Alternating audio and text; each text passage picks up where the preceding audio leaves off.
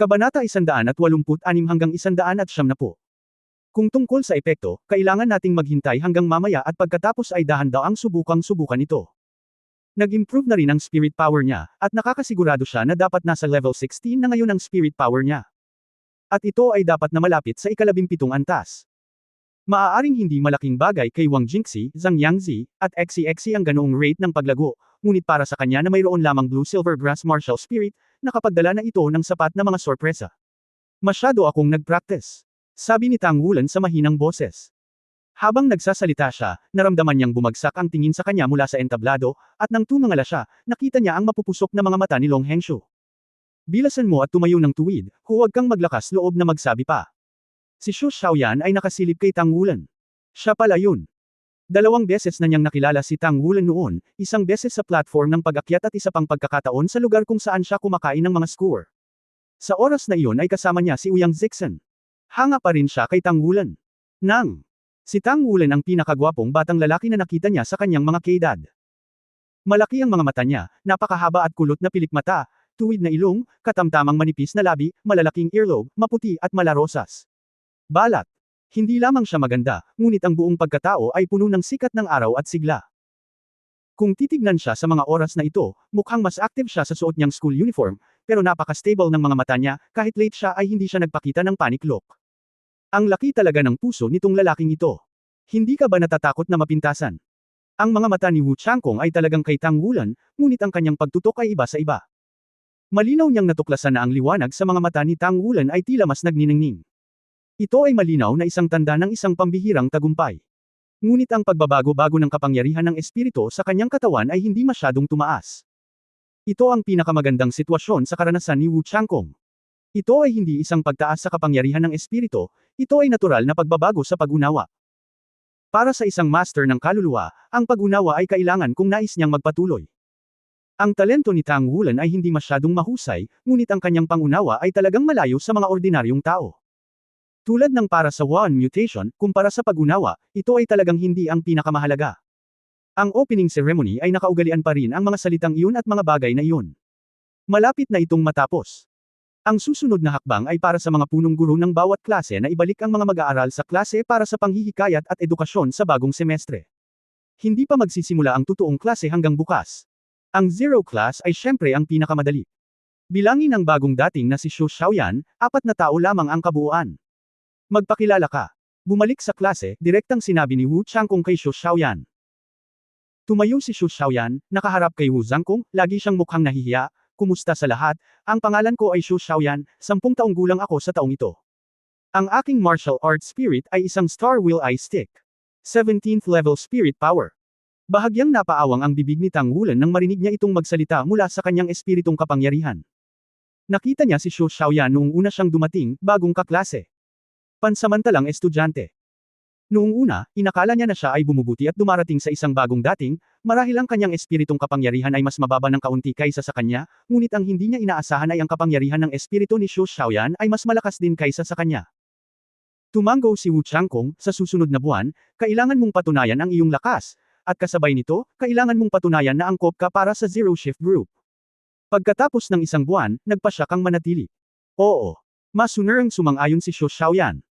Lumingon si Wu Changkong sa 3 pang tao, pagkatapos ng isang buwang pahinga, kailangan mong suriin muli ang iyong pisikal na kondisyon. Kasabay nito, suriin ang iyong aktwal na kakayahan sa pakikipaglaban.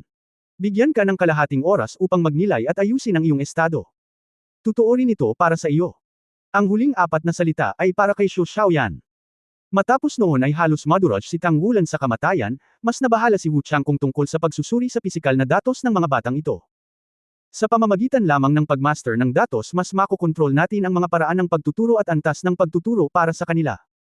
Ayaw niyang maulit ang problema. Hindi sa lahat ng pagkakataon ay napakabuti ng swerte. At ang mga sumunod na serye ng mga inspeksyon ay naging dahilan upang ang kalmado ni Wu Changkong ay hindi maiwasang mapakilos. Sa mga tuntunin ng lakas, walang masasabi. Ang lakas ni Tang Wulan ay tumaas muli, ngunit hindi ito masyadong pinalaki. Siyempre, ang kanyang data ay nagpatigilan pa rin kay Xu Xiaoyan. Tinanong pa niya si XCXC, nag-transform ba talaga ang lalaking ito sa isang tao kaysa sa isang soul beast? Ang lakas ni Xu Xiaoyan ay napakahina na siya ay napakahina, at ang kanyang katawan ay hindi naiiba sa mga ordinaryong tao sa paningin ng lahat. Ang talagang ikinagulat ni Wu Changkong ay ang susunod na pagsubok sa lakas ng kaisipan. Si Xi ang unang nasubok. Ang lakas ng pag-iisip ni Xi ay talagang umabot sa 50, direktang umabot sa 50. Formal na pumasok mula sa Lingyuan realm hanggang sa Lingtong realm level. Nangangahulugan din ito na walang problema sa kanyang kaluluwa na umakyat sa milenyo. Ang pangalawang pagsubok ay ang rookie na si Xu Xiaoyan. Ang dahilan ng pag-aayos na ito ay naniniwala si Wu Changkong na kung papayagan siya ng akademya na makapasok sa Zero Class, dapat siyang magkaroon ng ilang espesyal na kakayahan, at ang katawan ay napakahina. Ang mental na kapangyarihan, kasama ang kanyang kakayahang kontrolin ang aspetong ito ng elemento ng yellow, ay hindi dapat maging mahina. Ang mental na kapangyarihan ni Xu Xiaoyan, 61, ay talagang isang espiritual na antas, ngunit hindi ito itinuturing na isang henyo. Kung tutusin, mas matangkad lang siya ng kaunti kay Xi, at magaling siya sa aspetong ito. Pagdating sa pangatlo, ginulat ni Tang Wulan si Wu Changkong at ang iba pa. 212. Nang basahin ni Xi ang mga numerong ito, nagbago ang kanyang boses. Teacher Wu, sigurado ka bang okay ang instrument natin? Tumingin si Xi kay Tang Wulan nang walang laman. Si Tang Wulan mismo ay nagulat, 212. Direktang nasira ba ang kanyang mental power sa elementary level ng Lingtong Realm at pumasok sa intermediate level? Higit sa 150 puntos ng espiritual na kapangyarihan, kahit na ito ay isang intermediate na psychic state, higit sa 350 puntos ay isang mataas na antas, pagkatapos ng 500 puntos ay pumasok sa psychic state, sa psychic state, iyon ay isang malaking antas na paglukso, magkakaroon ng malaking pag-unlad. Ang espiritual na kapangyarihan ng karamihan sa mga nangungunang powerhouse ay nasa antas na iyon. Bagamat maganda ang mental power ni Tang Wulan dati, hindi ito masyadong maganda, hindi partikular na maganda, ngunit sa oras na ito lumabas ang data ng 212, at nalampasan na nito ang oras ng huling pagsubok sa Guyu. Nakakabigla na itong data ng henyo. Nang makita ang kanyang 212 data, sa wakas ay naunawaan ni Xu Xiaoyan kung bakit maaaring maging kapitan ang taong ito. Grabe di ba? 10 taong gulang, 212 kapangyarihan sa pag-iisip. Dapat mong malaman na bago ang edad na 20, habang lumalaki ang tao, ang kanilang kapangyarihan sa pag-iisip ay patuloy na lalago ng mabilis. Pagkatapos ng edad na 20, ang rate ng paglago ay unti-unting bumagal. Ang 10 taong gulang ay higit sa 200, na nangangahulugan na kahit na wala siyang anumang mga pamamaraan ng paglilinang ng espiritual na kapangyarihan, hindi maiiwasang maabot niya ang antas ng Linghai Realm, na nangangahulugan na mayroon na siyang espiritual na pundasyon upang maging isang malakas na tao. Oh my God! Boss, kumain ka ba ng anumang uri ng elixir ngayong buwan? Bakit mo nadagdagan ang iyong lakas ng pag-iisip ng higit sa 100?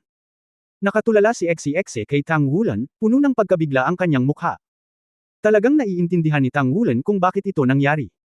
Dapat itong direktang nauugnay sa kanyang leapfrog na pagsipsip ng espiritual na kapangyarihan ng Magic Ape na may 3 mata.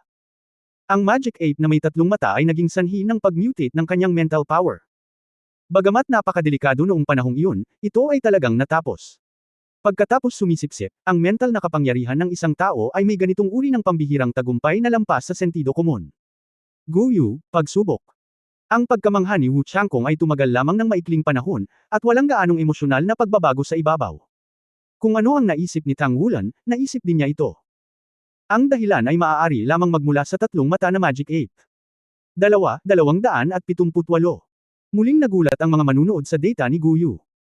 Inangat ni Guyu ang kanyang ulo at bahagyang itinaas ang kanyang baba kay Tang Wulan, na parang sinasabing, mas matangkad pa rin ako sa iyo. Isang ngiti ang lumitaw sa mga mata ni Wu Changkong, at ang dalawang maliliit na lalaki sa wakas ay nagsimulang magmukhang mga halimaw.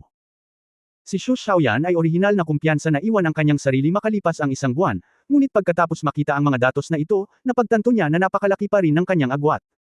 Teacher Wu, nag-a-apply ako para subukan muli ang aking mental power sa gabi. Itinaas ni Xu Xiaoyan ang kanyang kamay at sinabi. Ha? Tumingin si Wu Changkong sa kanya at gumalaw sa kanyang puso, magbabago ba ang iyong mental power sa gabi? Oo. Tumango si Xu Xiaoyan. Ito ang orihinal na pinakamalaking lihim niya, ngunit, dala ng kanyang kasabika na manalo, hayaan siyang pumili na sabihin ito. Mabuti. Hihintayin namin ang aktual na combat test, isang pares ng 2, Tang Wulan, ikaw at si Xu Xiaoyan, Xi, ikaw at si Guyu. Mahinang sabi ni Wu Changkong. Natigilan si Xi nang marinig niya ang mga salita, ngunit kumunot ang noo ni Guyu at sinabing, Teacher Wu, hindi ito patas. 2 tayong singsing, at silang 2 lang ang may isang singsing. Dapat itong 2 singsing na may isang singsing na mas maganda. Ako at si Wulan. Ang bilis ni Xi ay tugma sa Star Will Eye Stick ni Xiaoyan. Si Xe ang may pinakamataas na espiritu. Naramdaman ni Xe na tumulo ang mga luha sa kanyang mukha pagkatapos marinig ang kanyang mga salita, gaano mo ako kinasusuklaman. Sa sandaling ito, naalala ko na ang kapangyarihan ng aking kaluluwa ay ang pinakamataas. You and Wulan are in a team, pwede pa ba tayong mag-away dito? Sa kanyang mga mata, si Xu Xiaoyan ay isa lamang bote ng langis, walang pag-asa. Sundin ang sinabi ko. Kailan mo sinabi na ang aktwal na labanan ay dapat na pantay-pantay? Malamig na sabi ni Wu Changkong. Si Xu Xiaoyan ay nakatayo sa tabi ni Tang Wulan, Xe at Guyu sa di kalayuan. Hindi ko alam kung bakit, nalaman ni Xu Xiaoyan na ang mga teenager sa tabi niya ay magbibigay sa mga tao ng pakiramdam ng katatagan, at kapag nakatayo sa tabi niya ay hindi sinasadyang magdulot ng pakiramdam ng seguridad. Magaling ka ba sa kapatid mo? Tanong ni Tang Wulan kay Xu Xiaoyan. Malumanay na tumango si Xu Xiaoyan, pareho, long range attack, element control. Ang una kong spirit ability ay Ice Will, katulad ng kapatid ko. Medyo mas mahusay ako kaysa sa kanya. Sa totoo lang, magiging mas mahusay ako sa gabi. Bahagyang ngumiti si Tang Wulan, sa kasamaang palad hindi gabi. Okay lang. Mamaya subukan mong nasa likod ko, paprotektahan kita. Gagawin namin ang lahat ng aming makakaya. Kahit na ang kanyang impresyon kay Xu Xiaoyu ay napakakaraniwan, lalo na dahil sa mga gawain ni Ouyang Zixen. Ngunit walang ayaw para kay Xu Xiaoyan. Lalo na sinabi ni Wu Changkong na magpapasya siya kung mananatili o aalis pagkatapos ng isang buwan. Naalala ni Tang Wulan ang psikolohikal na presyon bago nag-mutate si Lan Yingkao, at nakaramdam ng higit na simpatiya para sa kanya. Paulit-ulit na tumango si Xu Xiaoyan. Let's start. Go all out. Ang boses ni Wu Changkong ay nagmula sa malayo. Wulan, tapos nahihiya ako. Wow haha. Kakaibang tumawa si Xe, kumislap ang kanyang figura, at mabilis siyang tumakbo patungo kay Tang Wulan. Halatang may pagtaas kumpara bago ang holiday. Bagamat sinabi niyang maglalaro siya, halatang hindi siya nagpapahinga. Sa sandaling itinaas ni Guyu ang kanyang kamay, isang bolang apoy ang lumipad sa malayo, at kasabay nito ay isang asul na ilaw ang bumagsak kay Xe, at siya mismo ay naglakad ng dahan-dahan sa direksyon ni Tang Wulan at Xu Xiaoyan. Bitawan ang bolang apoy hanggang ngayon. Pwede ba? Ang dalawang panig ay pinaghiwalay ng 50 metro. Ayon sa pangunawa ni Tang Wulan sa kanya, imposibleng lumipad ang isang bolang apoy hanggang ngayon. Gayunpaman, mabilis na ipinakita sa kanya ni Guyu ang malakas na kakayahang kontrolin na dala ng kanyang mental power na hanggang 278 puntos. Biglang nahati ang bowl ang apoy matapos lumipad ng 10 metro ang layo, naging 5 maliliit na bowl ang apoy, na nakaayos sa isang tuwid na linya, at pagkatapos ay biglang bumilis ang maliit na bowl ang apoy sa likuran at tumama sa maliit na bowl ang apoy sa harapan, at ang sarili nitong elemento ng apoy ay tila nakapatong sa isang iglap. Compressed sa harap, hindi lamang accelerates ang maliit na fireball sa harap, ngunit din mapabuti ang mga katangian sa parehong oras. Sunod-sunod na nagsalpukan ang 5 bowl ang apoy. Mabilis itong naging isa muli. Gayunpaman, kung ihahambing sa orihinal na sukat, ang volume ay 5 beses na mas maliit, at ang kulay mismo ay naging orange-pula. Sa ilalim ng instant acceleration, tulad ng isang cannonball, tumama ito sa dibdib ni Tang Wulan. Sa gitna ng nakakatusok na tunog ng hangin, nagkaroon pa nga ng nakasisilaw na orange-red na apoy ng buntot at isang halo ng baluktot na hangin sa hangin. Nang dumaan ang maliit na bowl ang apoy sa tenga ni Xe, talagang natakot siya. Lumingon ang bowl ang apoy at dumating sa harap ni Tang Wulan. Hindi kailanman minamaliit ni Tang Wulan ang lakas ni Guyu. Bagamat hindi pa siya nakipag-isa kay Guyu, alam din niya na ang kanyang mga kakayahan ay halos pinigilan ni Guyu, kahit sa antas na ito. Walang mabigat na pilak na martilyo ang ginamit. Pagkatapos maglakbay sa Heaven Dao City, mas namulat si Tang Wulan na bilang isang Soul Master, mas mabuting umasa sa kanyang sarili para sa lahat ng mga dayuhang bagay. Kahit battle armor ito, extension din ito ng sariling kakayahan. Isang lilang liwanag ang kumislap sa ilalim ng kanyang mga mata, at ang kanyang kaliwang paa ay biglang humakbang, at ang kanyang kanang kamao ay sumabog. Tinakpan din ng isang patong ng gintong kaliskis ang kanang kamao. Kasabay nito, ang asul na pilak na damo, tulad ng isang pabo reel na nagbubukas ng screen, ay agad na namumulaklak sa kanyang likuran. Ang isa sa kanila ay nakapulupot sa baywang ni Xu Xiaoyan, at ang natitirang asul na pilak na damo ay tumayo na parang hadlang. Boom! Nabasag ang bowl ang apoy at sumabog ang isang bola ng apoy. Ang mga gintong kaliskis sa kamao ni Tang Wulan ay naliwanagan. Gayunpaman, sa ilalim ng suntok na ito, ang malupit na puwersa ay hindi pinabayaan ang isang maliit na spark splash sa kanya at nakakalat. Ang liwanag ng apoy ay naharang din ng asul na pilak na damo. Napabuntong hininga si Xe, na nagmamadaling patungo kay Tang Wulan. Laking gulat niya nang makita na sa paanan ng Tang Wulan, isang purple spirit ring ang namumulaklak kasama ng hitsura ng asul na pilak na damo. Lila. 1,000 taong spirit ring. Umakyat din si Xiao Jinguang sa kaliwang braso ni Tang Wulan. Siya lampakan ng haba, nakapulupot ng halos 3 beses sa bisig ni Tang na akma. Ang katawan ng munting Jinguang ay kumikislap na may ginintuang liwanag, at ang lahat ng asul na pilak na damo na inilabas ni Tang Wulan ay umalangaw-ngaw ng gintong halo. Ang mga ugat sa loob ay napakalinaw, at ang nagniningning na asul na pilak na damo ay nagbuga ng asul na liwanag. Milenyo. Kailan siya muling bumangon? At ito ay 1,000 taon pa rin. Hindi lang ang iilang taong nakaharap ang nabigla. Mayroon ding Long Hengshou sa mga stand. Tungkol sa pagdududa ni Long Hengshou tungkol kay Tang Wulan, sinabi lang ni Wu Changkong sa kanya kaninang umaga at hiniling na manood ng praktikal na pagtuturo. Dumating si Long Hengshou, at pagkatapos ay nakita niya ang maliwanag na lila. Sa sandaling ito, agad na naunawaan ni Long Hengshou na lahat ng ginastos ng kolehiyo sa Class 0 ay sulit. Huwag mong tingnan si Tang Wulan na ngayon ay mayroon na lamang isang singsing. Ang lilang kulay ng isang singsing ay mas nakakagulat sa kanya kaysa sa pagkakaroon ng 3 spirit ring. Dahil nangangahulugan ito na hindi siya magkakaroon ng singsing na espiritu na wala pang 1,000 taong gulang. Ito ay hindi na isang henyo, ngunit isang geek. No wonder, sinabi ni Wu Changkong kanina na halimaw lang ang tinatanggap nila at hindi ordinaryong tao.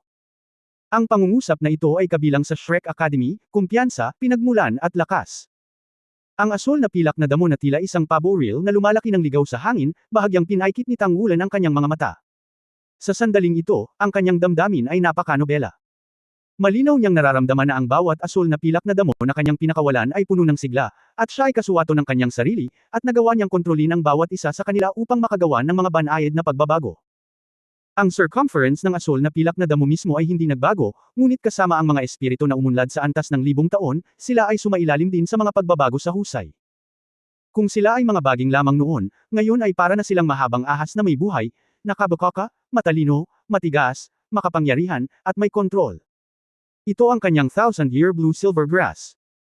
Sumugod na si Xi sa loob ng 10 metro mula sa Tang Wulan, ngunit nang makita niya ang asul na pilak na damo ni Tang Wulan, halos kaagad siyang nagpreno, tumalon ang kanyang katawan, at habang bumagal ang backflip, lumitaw ang isang magaan na dragon. Inilabas ang talam, at kasabay ng pagtaas ng kaliwang kamay, ang Shadow Dragon Dagger ay nabitawan din. Nakaharap sa magaan na talim ng dragon, ang asul na pilak na damo sa paligid ng katawan ni Tang Wulan ay agad na sumara, hinabi sa isang kalasag ng mga daya, na humaharang sa harapan. Kapag nataman ito ng Light Dragon Blade, halos lahat ng asul na pilak na damo ay kumikislap ng liwanag, at napagtiisan nila ang suntok ng magkasama, nang walang insidente. Ibahagi. Ang asul na pilak na damo na umunlad sa antas ng milenyo ay may karagdagang kakayahan sa sarili. Kapag nakatagpo ng isang pag-atake, ipapamahagi nila ang pag-atake sa bawat ugat sa kanilang sarili upang malutas ito.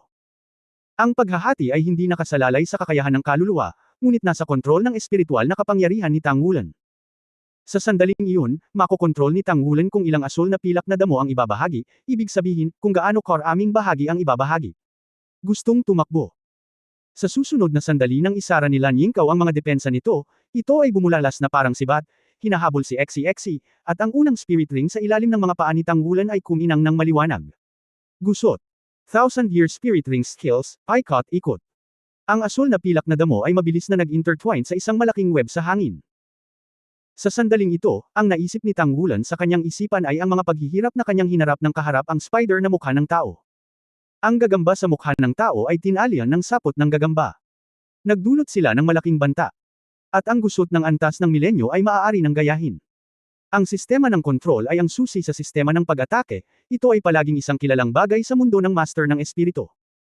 Masyadong mahina ang kakayahang kontrolin ni Tang Wulan, hindi proporsyonal kay Xi, kaya hindi ito nagpakita.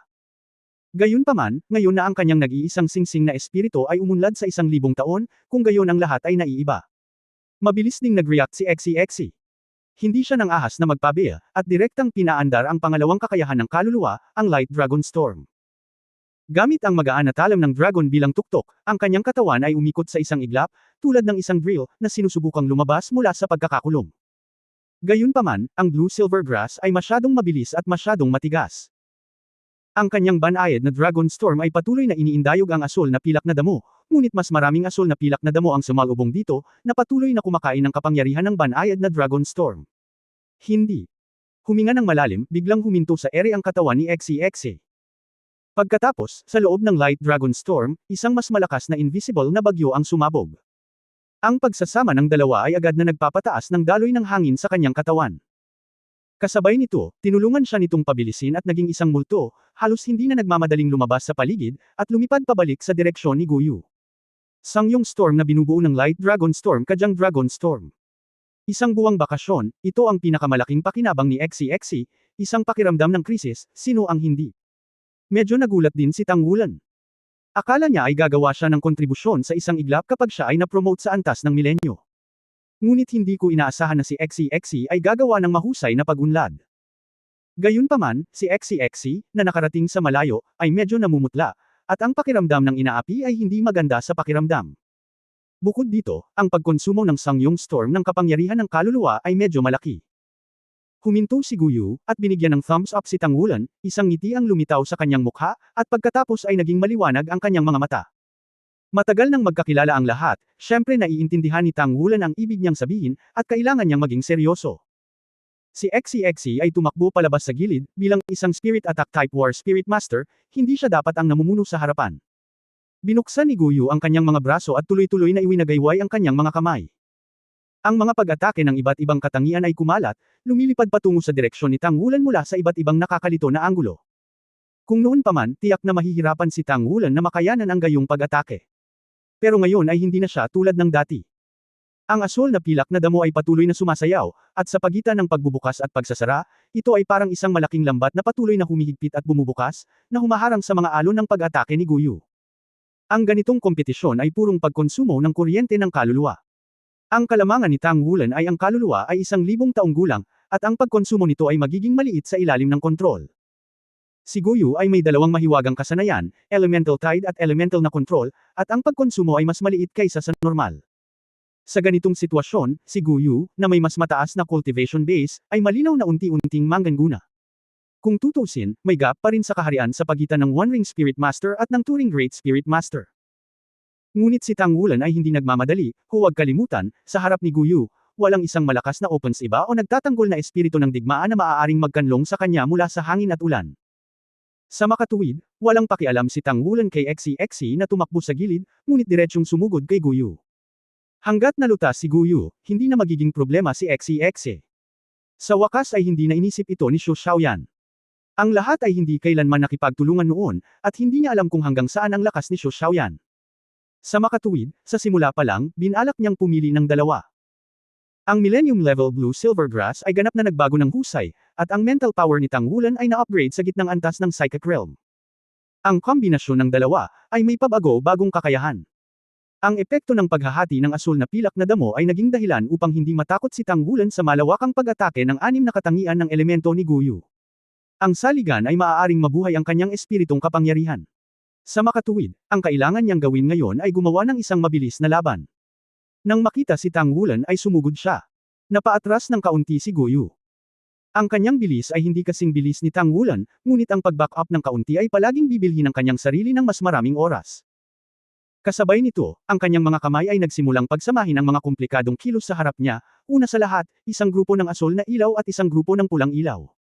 Nagsama ang dalawa, biglang naglabas ng sobrang hindi matatag na pagbabago-bago ng kapangyarihan ng espiritu. Sa susunod na sandali, ito ay itinapon. Kung walang Purple Demon Eye, tiyak na dadalhin ito ni Tang Wulan ng husto. Gayunpaman, sa ilalim ng tingin ng Purple Magic Pupil, nagulat siya nang makitang malinaw na ito ay kombinasyon ng yelo at apoy. Matinding yelo at apoy, pinagsama sa isa't isa. Ang kawalang tatag ng mga elemento nito ay maaaring isipin, kahit na hindi niya naiintindihan kung paano pinagsama ni Guyu ang dalawa at pinananatili silang pansamantala sa isang matatag na panahon, hanggat ito ay sumabog, ang kapangyarihan nito ay magiging pambihira. Sa makatuwid, hindi nag-atubili si Tang Wulan, at isang gintong liwanag ang biglang kumaway. Iyon ay si Xiao Jinguang na nagmamadaling lumabas. Gamit ang isang magaling na shot ng katawan nito sa ere, narating nito ang gilid ng bola ng yelo at apoy. Hindi ito direktang hinawakan, bagkus ay pinitik ang kanyang buntot at hinawakan ito ng banayad na puwersa. Kasabay nito, tumingin si Tang Wulan sa mga mata ni Guyu na kumislap ng lila. Naramdaman lang ni Guyu ang isang pakiramdam ng pagkahilo na dumarating, at ang kontrol ng bola ng yelo at apoy ay biglang nawala. Ang bola ay pinitik ng gininto ang buntot, at diretsyong lumipad sa gilid ng isang taong tahimik na humipo dito. Sinamantala din ni Tang Wulan ang pagkakataong ito para mabilis na sumugod patungo kay Guyu, isa-isang pinaghalo ang mga asol na pilak na damo. Ang papel ng Purple Magic Pupil ay hindi lamang pagmamasid, ito ay isang makapangyarihang mental attribute attack skill, at maaari pa itong pumatay ng mga tao sa mga mata ng isang tiyak na antas ng paglilinang. Si Tang Wulan ay napakatalino sa paglilinang ng Purple Demon Eyes, at siya ay nakagawa ng mabilis na pag-unlad. Bagamat malayo pa ito sa antas ng pagpatay ng mga tao gamit ang kanyang mga mata, posible na ring makialam sa mga kalaban. Ang panandaliang kawalan ng ulirat ay naging dahilan upang bahagyang bumagal ang paggalaw ng kamay ni Guyu. Nang siya ay magising, ang asul na pilak na damo ni Tang Wulan ay malapit na. Sa sandaling ito, ipinakita ni Guyu ang kanyang makapangyarihang panig, na may isang kislap ng pilak na liwanag sa kanyang katawan, kontrol sa espasyo. Sa sumunod na sandali, dumaan ang mga asul na pilak na baging ng damo, ngunit lahat sila ay nahulog sa bakanteng espasyo. Nang maisip ni Tang Wulan na siya ay nakatakas, isang pilak na ilaw ang kumislap sa kanyang harapan, at si Guyu ay lumitaw na sa kanyang harapan. Ayon, humarap lang sa kanya. Sa pagbaril gamit ang kanyang kanang kamay, ang isang bola ng asul na liwanag ay direktang nakaharap kay Tang Wulan bilang isang chest print. Ang lahat ng ito ay biglang nangyari. Hindi inaasahan ni Tang Wulan na susugurin ni Guyu ang sarili niyang lambat ng langit at lupa. Ngunit dahil dito, ang pinakadelikadong lugar ay nagiging pinakaligtas na lugar. Dahil sa hindi niya inaasahan at hindi napaghandaan, wala siyang oras para direktang labanan. Direktang sumugod si Guyu sa kanyang mga bisig. Sa oras na ito, may pagpipilian si Tang Wulan, at iyon ay ang bumangon gamit ang kanyang kanang braso at atakihin si Guyu gamit ang makapangyarihang mga kuko ng gintong dragon pagkatapos ng kanyang atensyon sa linya ng dugo. May tiwala siya sa kanyang pisikal na lakas. Kahit na i-freeze siya ni Guyu, magkakaroon pa rin siya ng 50%. Posibleng barilin ito sa kanyang likod. At kapag tumama ito, ang Guyu ay may posibilidad lamang na mabango at mapahamak ang Jade. Ang Golden Dragon Claw ay kayang pumatay ng kahit 1,000 taong Soul Beast. Ang kanang kamay ni Tang Wulan ay itinaas ng hindi malay, ngunit ibinaba ito ng hindi malay. Ito ang kanyang kasosyo. Kung talo ka, talo ka. Gayunpaman, sa sandaling ito, biglang lumitaw ang isang layer ng puting liwanag sa dibdib ni Tang Wulan. Nataman lang ng kanang kamay ni Guyu ang puting ilaw. Biglang, isang lamig ang nagmula sa dibdib ni Tang Wulan at kumalat sa paligid. Ang palad ni Guyu ay tumalbog sa isang tabi. Paanong pabayaan ni Tang Wulan ang ganitong pagkakataon? Ang asul na pilak na damo na matagal nang nakabukas, ay biglang sumara, direktang pumulupot kay Guyu. Itinaas ni Tang Wulan ang kanyang kanang kamay at marahang pinisil ang leeg ni Guyu. Ang sakit at pamamanhid ay nag-ambala sa kanyang kontrol sa lahat ng elemento ng kanyang sarili. Medyo nagulat, lumingon siya at tumingin kay Shu Xiaoyan. Nangyari ay nakita niyang itinaas niya ang ice stick at niyugyug ito patungo sa kanyang sarili, na may mapangasar na tingin sa kanyang magandang mukha. Sa oras na ito, si Xi ang pinakamasama.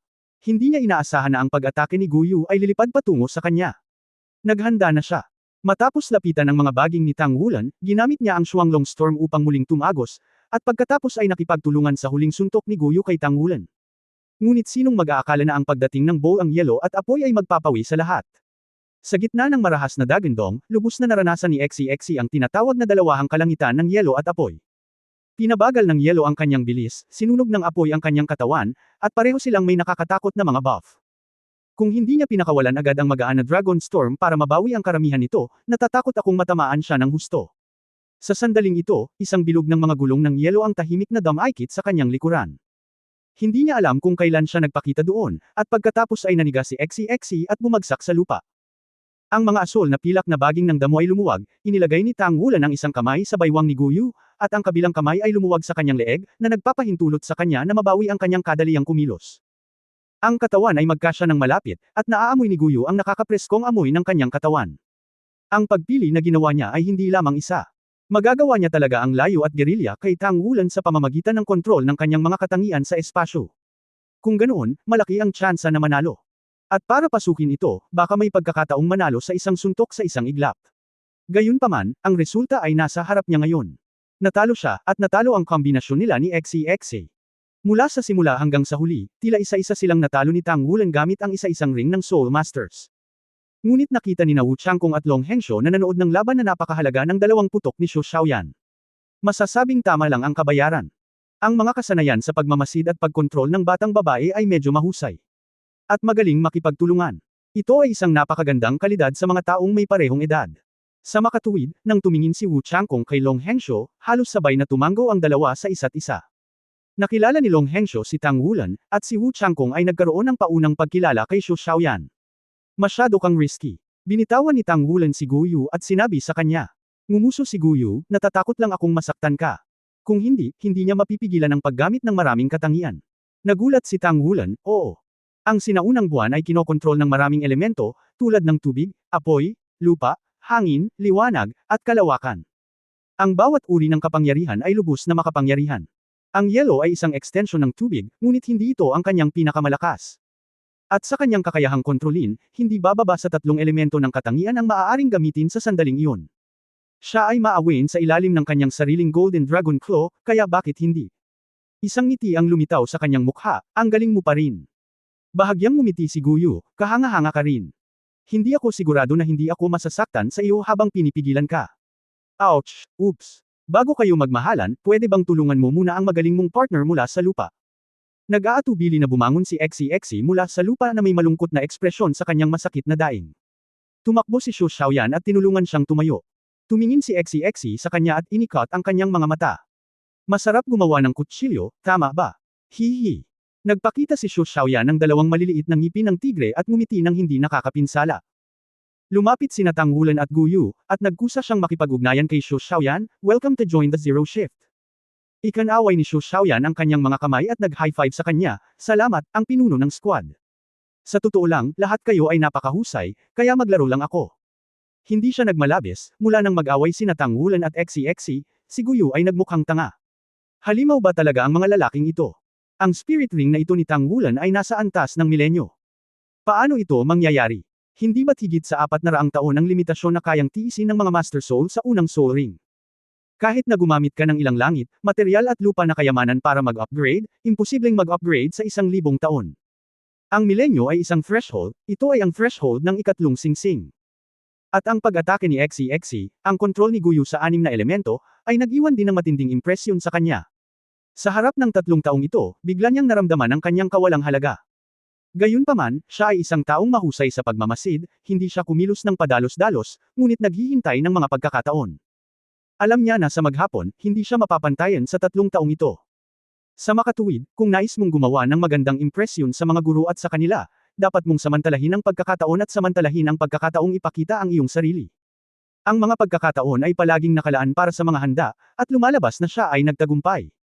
Tinalo ng 2 One-Ring Spirit Masters ang 2 Two-Ring Spirit Masters. Kung ito ang sasabihin, ito ay isang napaka-hindi kapani-paniwalang bagay, ngunit ginawa nila ito. Lumapit si Long Hengshou kay Wu Changkong at sinabing, ngayon, mas may tiwala ako sa klase mo. Naniniwala rin ako na may kakayahan akong hikayatin ang din na dagdagan ang pamumuhunan sa iyo. Huwag mag-atubiling pag-usapan kung ano ang kailangan ni Mr. Wu. Sinabi ni Wu Changkong, sa palagay ko ang dieta ng mga bata ay kailangang palakasin pa. Sa yugtong ito, ang nutrisyon ay napakahalaga. Ang wan ay bahagi ng katawan at nangangailangan ng higit na pagpapakain. Mapait na ngumiti si Long Hengshou, syempre, okay lang kung lahat sila ay may normal na gana, ngunit ang Tang Wulan na iyon ay talagang nakakain. Nakakain siya ng mahinang pagkain sa akademya mag-isa. Walang pakialam na sinabi ni Wu Changkong, nakita mo na ang data ng kanyang kapangyarihan at ang 1,000 taon na pagring ng espiritu sa kanyang katawan. Sa palagay mo ba ay maaaring lumitaw ang mga ito mula sa manipis na hangin? Ang pagkakaroon ng enerhiya mula sa pagkain upang mapabuti ang sarili ay kung ano ito.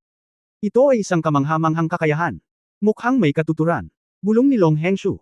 Sinabi ni Wu Changkong, ang lungsod ng Donghai ay mayaman sa lahat ng uri ng pagkaing dagat, marami sa mga ito ay masustansyang mga banal na produkto. Ibigay ito sa mga bata. Kailangan nila ng matibay na pundasyon para sa kanilang paglaki. Bahagyang tumanggaw si Long Hengshou, magre-report ako. Gayunpaman, tulad ng alam mo, Teacher Wu, kahit na ang dean ng iyong zero class ay nasa ilalim ng matinding pressure. Ang mga mapagkukunan na iyong nakonsumo ay mas malaki kaysa sa inaakala. Kabilang sa mga ito, ang Ascension platform lang ang palaging nagkakahalaga ng maraming pera. Gayunpaman, sa kabutihang palad, ikaw ay talagang nagtagumpay at nilinang ang Tang Wulan, isang anomalya. Gayunpaman, kung ano ang kaluwalhatian, ang mas kailangan mo ng academy upang makilahok ka. Tianhai sa hinaharap sa kompetisyon ng liga, handa ka, kahit na hindi ka makakuha ng napakagandang mga resulta, dapat mong gawin ang mga tao na lumiwanag at manalo ng ilang kaluwalhatian para sa akademya. Kompetisyon ng Sky Sea Alliance. Kumislap ang mga mata ni Wu Changkong, at walang pag-aalinlangan siyang tumango, ipadala sa akin ang mga hinihingi ng kompetisyon. Sinulyapan siya ni Long Hengshou na may pagtataka. Malamang natatanggi si Wu Changkong kapag gusto niyang sumama. Kung tutusin, ang mga batang ito ay 10 taong gulang pa lamang. Sa hindi inaasahan, pumayag talaga siya. Nangako ka. Sinabi ni Wu Changkong, ang praktikal na labanan ay ang pinakamahusay na pagsasanay para sa kanila. Sinasamantala ang kanilang pangunahing enerhiya na ginagamit sa paglilinang ng mga Soul Master, kailangan nila ng higit pang praktikal na karanasan upang magalit. Maganda iyan. Nag-aalala pa rin ako na hindi ka pumayag. I-report ko kaagad ito. I can guarantee that, at least hanggang sa matapos ang Sky Sea Alliance competition, hindi mababawasan ang supply ng pagkain mo sa Shrek Academy. How about this time binayaran ng Academy? Mabuti. Halika dito lahat. Pumasok si Wu Changkong sa venue ng kompetisyon at kumaway sa mga bata. Lumapit sa kanya ang 4 na tanghulan. Tumanggo si Wu Changkong sa kanya, kailangan mo pa ring maging mas mahusay, at sa parehong oras, huwag mag-iwan ng anumang mga depekto. Oo, Guru Wu. Si Tang Wulan mismo ay talagang mas nasasabik kaysa sa iba. Matapos ma-upgrade ang Blue Silver Grass sa 1,000 taon, sa wakas ay sinira nito ang malakas na kakayahang kontrolin at pagiging epektibo ng labanan. May dahilan si Tang Wulan para maniwala na pagkatapos niyang i-unlock ang pangalawang selyo ng Golden Dragon King, ang kanyang Blue Silver Grass ay muling mag-evolve, at sa oras na iyon, tiyak na magkakaroon siya ng mas malaking improvement. Lumingon si Wu Changkong kay Gu Yu, wala ka, hindi ito ang level na dapat mong laruin. Bahagyang ibinaba ni Gu Yu ang kanyang ulo, magkasosyo tayo, hindi magkaaway. Sinabi ni Wu Changkong, mabilis na umunlad, patuloy na magtrabaho ng husto. Ikaw naman. Bumaling kay Xe, kung gusto mong makipagsabayan sa kanila, kailangan mong magsikap. Medyo gumalaw ang sulok ng bibig ni Xe, hindi talaga siya nakahinga. Kaya lang, masyadong mabilis ang pag-improve ng dalawang abnormalidad ni Wulan at Gu Yu, di ba? Sa wakas ay tumingin si Wu Changkong kay Xu Xiaoyan, sa ngayon, karapat-dapat kang manatili. Tandaan, 1 buwan. Okay, maaari mong ayusin ang sarili mong oras ngayon. Bukas, magsisimula ka na ng joint training. Ang kalaban mo ay ako. 3 laro sa 1 araw. Oo. Sina Tang Wulan, Gu Yu, at Xe ay sumang-ayon sa sakit, ngunit si Xu Xiaoyan ay nasa sabik at medyo sabik na subukan. Napaka-powerful daw ng gwapo at cool na dance teacher na ito. Hindi ko alam kung gaano ito kalakas. Gagamitin ko ang aking mga kasanayan sa kaluluwa. Binitiwan ni Wu Changkong ang mga huling salita at nag-flutter out sa puting damit. Kaluluwa, kakayahan ng kaluluwa. Nauutaw si Xe, tama ang narinig ko. Sino si Teacher Wu, na gustong gamitin ang kakayahan ng kaluluwa sa atin? May pagkakamali ba? Ang mga kalamnan ng mukha ni Tang Wulan ay medyo masuwin din, ngunit personal niyang nakita kung gaano kalakas ang mga espiritu ni Teacher Wu. Kahit napigilan niya ang kanyang cultivation sa parehong antas ng mga ito, maaari niyang gamitin ang dalawang kaluluwa ni Frostmark at Frostmist. Sanay. Ang Frostmark lang ay sapat na para pahirapan sila hanggang mamatay, tama ba? Mukhang kailangan nating pag-aralan ng mabuti ang mga taktika. Seryosong sabi ni Tang Wulan. Sige, bumalik ka para pag-usapan. Hindi nag-atubili si Xe. Kung paano haharapin ang guro ng sayaw ay magiging isang malaking problema para sa kanila. Sa sandaling ito, ang soul communicator ni Tang Wulan ay tumunog, guro. Sa pagtingin sa numero, alam ni Tang Wulan kung sino ang tumatawag. Wulan, pumunta ka sa pwesto ko kapag may oras ako, at may sasabihin ako sa'yo. Ang boses ni Mu Chen ay tila medyo mahina, at ang kanyang kalooban ay tila kakaiba sa karaniwan. Oo, guro, ayos lang ako, pagkatapos ay pupunta ako. Bagamat hindi alam ni Tang Wulan kung ano iyon, napakabait ni Mu Chen sa kanya, kaya natural na hindi siya nang ahas na magpabe. Well, hihintayin kita. Pagkabit ng komunikasyon, sinabi ni Tang Wulan, kailangan mo munang mag-usap. Pupunta ako sa Blacksmiths Association. Pagbalik natin, tatalakayin natin ng sama-sama. Hayaan mo muna akong maikli na ipaliwanag sa iyo kung ano ang taglay ng mga espiritong kakayahan ni Teacher Wu. Haharapin natin ito. Oo, ito dapat ang kanyang unang kakayahan sa kaluluwa, Frostmark, pangalawang kakayahan ng kaluluwa, Frostmist. Sa ngayon, sinabi lang niya sa ilang tao ang tungkol sa kanyang dalawang mahusay na kakayahan sa espiritu laban kay Wu Changkong. Nang ang lahat ay nabigla pa sa lakas ni Wu Changkong, mabilis na siyang umalis at dumiretso sa Forging Masters Guild. Nang dumating si Tang Wulan sa opisina ni Mu Chen, nalaman niyang kakaunti pa ang tao sa opisina. Bilang karagdagan kay Mu Chen, mayroong Senyu at Mushi. Malinaw na dumating si Mushi pagkatapos ng seremonya ng pagbubukas ng paaralan. Guro, yumuko si Tang Wulan kay Mu Chen. Well, gawin natin. Itinuro ni Mu Chen ang upuan sa harap ng kanyang mesa. May 2 lugar doon. Umupo si Senyu ng isa at ang isa ay walang laman, habang si Mushi ay nakatayo sa tabi ni Mu Chen. Sa oras na ito, ang mga mata ng mayabang na babae ay medyo kakaiba, at ang kanyang ekspresyon nang tumingin siya kay Tang Wulan ay tila kakaiba sa dati. Nang umupo si Tang Wulan, napagtanto niyang may pamilyar sa kanya sa mesa ni Mu Chen. Ito ay isang piraso ng mapusyaw na asol na metal na may hindi regular na mga texture. Ang mga texture na ito ay tila buhay. Mula sa iba't ibang mga anggulo, ang estilo ng texture ay ganap na naiiba. Ang asol na buntis na tanso, isang napaka-espesyal na bihirang metal, ay may napakalakas na mga katangian ng pagpapalakas ng kapangyarihan ng kaluluwa, ngunit ang panloob na istruktura nito ay komplikado at mayroong maraming mga impurities. Hindi bababa sa asul na buntis na tanso pagkatapos ng 1,000 forging ay maaaring magamit upang lumikha ng mga item. Masasabi ni Tang Wulan sa isang sulyap na ang piraso ng asul na buntis na tanso sa kanyang harapan ay mula sa kanyang sulat kamay. Ang libu-libong huwad na metal na kanyang itinayo ay magkakaroon ng napakalakas na pakiramdam ng pagiging pamilyar at ketulusan, at kahit na ilang intimacy. Parang sariling anak. Kilalanin mo. Bahagyang kumunat ang noo ni Mu Chen. Oo, alam ko. Nagmamadaling tumayo muli si Tang Wulan at pansamantalang nagtanong, Guro, may nagawa ba akong mali? Si Shen Yu, na nakaupo sa tabi ni Tang Wulan, ay ngumiti ng mapait at sinabing, hindi ito mali, ngunit tama rin. Sa iyong antas, halos maabyutin mo ang iyong guro, alam mo ba? Ha? Tiningnan ni Tang Wulan si Shen Yu nang hindi malay. Sinabi ni Mu Chen, pinag-uusapan mo ang mga katangian ng asul na buntis na tanso. Nagmamadaling sinabi ni Tang Wulan, ang asul na buntis na tanso ay nabibilang sa paksa ng tansong asensya. Ito ay may 30% na tansong asensya at iba't ibang pambihirang elemento. Ang isa sa mga elemento ay katulad ng progesterone at napaka-espesyal, kaya nakuha ang pangalan nito. Ito ay may mahusay na mga katangian ng paghahatid ng kapangyarihan ng kaluluwa, kaya tinatawag din itong soul power amplifier. Ngunit ito ay isa sa mga bihirang master na metal na dapat pumili ng sarili nilang mga metal na pipiliin ang sarili nilang mga kaluluwa. Ang mga impurities ay mataas, at ang panloob na istruktura nito ay pabago-bago kaya, ito ay magiging napakahirap na huwadin ng 100%. Sige. Pinutol siya ni Mu Chen at hindi na siya pinatuloy. Itong piraso ng asul na buntis na tanso ay ikaw ang gumawa. Nakita namin itong mabuti, at umabot na ito sa antas ng 2 baitang, at ito ang pinakamataas na baitang ng 2 baitang. Sa madaling salita, isang hakbang na lang ang layo para makapasok sa antas ng unang baitang ng Chenjin. Alam mo ba kung ano ang ibig sabihin nito? Bamulong si Tang Wulan, ibig sabihin may dagdag na bonus. Ngumiti si Shen Yu, haha, at hindi napigilan ni Mu Shi na sabihin, nawalan ka ba ng pera? Hindi nasisiyahang tumingin si Mu Chen sa kanyang anak, at hindi siya nang ahas na magsabi ng kahit ano. Naisip ni Tang Wulan sa kanyang sarili, hindi ba ako mawawalan ng pera? Hindi ko alam kung gaano karaming pera ang kailangan ko sa hinaharap. Ang pagpanday ay ang tanging paraan upang kumita ng pera. Ibig sabihin nakarating ka na sa tarangkahan ng lingduan.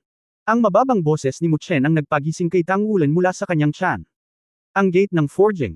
Nagulat si Tang Wulan at tumingin sa guro. Sinabi ni Mu Chen sa malalim na boses, ang unang baitang ng 1,000 forging, na kilala rin bilang semi-spiritual forging, ay tumutukoy sa kakayahan ng forging master na simulan na bigyan ang metal ng isang tiyak na sigla, ginagawa itong mayaman sa espiritualidad, at pagkatapos ay hinuhubog sa isang hugis na humahalo sa soul master mismo.